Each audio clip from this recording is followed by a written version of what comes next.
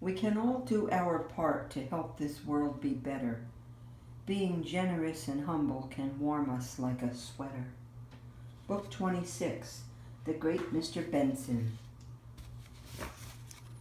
I jumped out of bed as my alarm clock started to ring, but it was the house phone, and the message said, "Bring..."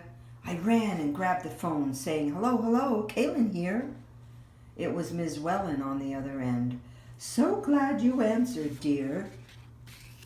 She continued, "Bring the whole gang to school by 8:45. Channel 8 News is coming at 9 to film everyone live." We all arrived as the news truck was pulling in the lot. Wes had to run back home to get the banner he forgot. The news crew set up quick. Wes ran back 5 minutes after. He stood huffing and puffing as there was an uproar of laughter. He was in such a hurry he hadn't changed out of his pajamas. He was covered in dolphins, chillin' in the Bahamas. He looked quite embarrassed. His cheeks were turning red. Looking around for a place to hide, he jumped in the hospital bed. The bed started rolling down the hill toward the baseball field. The banner blew open as he ducked under a pillow shield. The bed coasted to a stop in the center of the pitcher's mound. We all waited to see if he was fine, but we didn't hear a sound. Then suddenly he popped out with a thumbs up and a big smile. The cameraman yelled, "Great! Got it!" He had been filming all the while. That night on the news, they aired Wes's video and shared our story of how 5 kids and 5 pets helped Alzheimer's research get some glory. Then the newswoman announced we raised over $15,000. By the next morning, donations doubled by random phone callers. There was one more problem to solve, even though things seemed great. Mr. Tom was moving far away to a facility in another state. Lakeshore didn't have a home that could accommodate his needs. Until the great Mr. Benson donated one of his large deeds.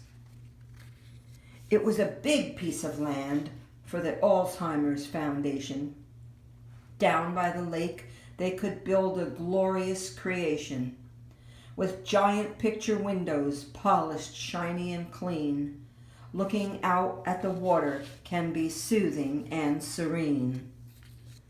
Construction was to start promptly next week. Monday after school, we raced over to take a peek.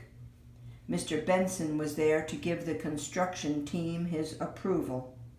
The land had to be dug and some trees needed removal. We wanted to help, but we could just sit and watch. The team Mr. Benson hired was definitely top-notch. The machines were whirring and humming, and so was Kaylin's mind. She jumped up with her famous pose. She is one of a kind. She started running toward town, yelling, "We've got to get them lunch. They haven't stopped working all day. They must be a hungry bunch." We told Ellie and Wes's dad about our Feed the Workers plan. Harry started making sandwiches as Ellie pulled around the van. We helped load the food, then we all piled in. Ellie started the engine and let the wheels spin. As she rounded the corner, she let the musical horn blast. The crew stopped what they were doing and ran over fast.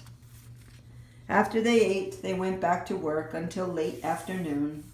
They had to stop. It was getting dark. Morning will be back soon. "Not soon enough," said Kevin. "Tomorrow they start to dig. They'll take out trees, dirt, and lots of rocks. It's going to be big." To be continued.